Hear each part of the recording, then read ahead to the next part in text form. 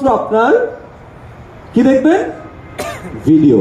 এবং দেখবেন যে আপনি কথা বলার সময় মুখ করেন, মাথা এমনে বাঁকান, মাথা অমনে বাঁকান, 4 বার চুলে হাত দেন, 2 বার ইন চেঞ্জ করেন, এবং অদ্ভুত হয়ে যাবেন যে আপনার বডি ল্যাঙ্গুয়েজে আপনার মস্তিষ্কর কমান্ডের বাইরে আপনার আঙ্গুলগুলো নড়ে, এবং এটা আপনি আগে জানতেন না।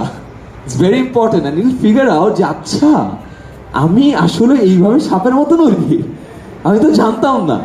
আমি আগে সাপের মতো নড়তাম, আমি ফার্স্ট ভিডিও না দেখে বুঝি নাই যে আচ্ছা আমি এমনি এমনি এমনি এমনি নড়ি। ইটস ভেরি ইম্পর্টেন্ট যে খালি ভিজুয়ালটাকে ট্র্যাক করবেন, বুঝতে পারছি?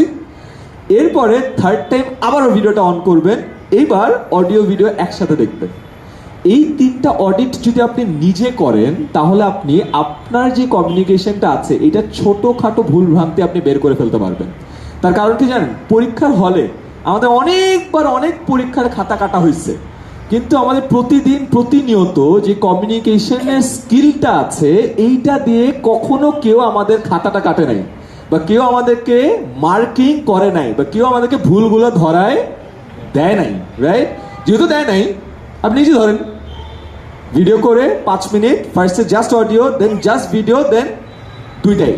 আরেকটা কঠিন কাজ আছে, আমি জানি এটা কেউ করবে না, বা তাও যদি করতে চান, কেউ যদি ইংরেজিতে নিজের পুরো বর্ণনা দেন, আজকাল অনেক অ্যাপ আছে যে ইংরেজিতে অডিও দিলে ওটা ট্রান্সক্রাইব করে দেয়। আপনি ওটা ট্রান্সক্রাইব যে ভার্সনটা রিটেন ডকুমেন্টটা আছে সেইটা পড়বেন, পড়ার পরে দেখবেন যে আপনি 5 মিনিটে যে কথাটা বলছেন ওটা আসলে 1.5 মিনিটে বলা যেত, কারণ আপনি অনেক ফ্লাফ ওয়ার্ডস, ফ্লাফ সেন্টেন্সেস ব্যবহার করেছেন।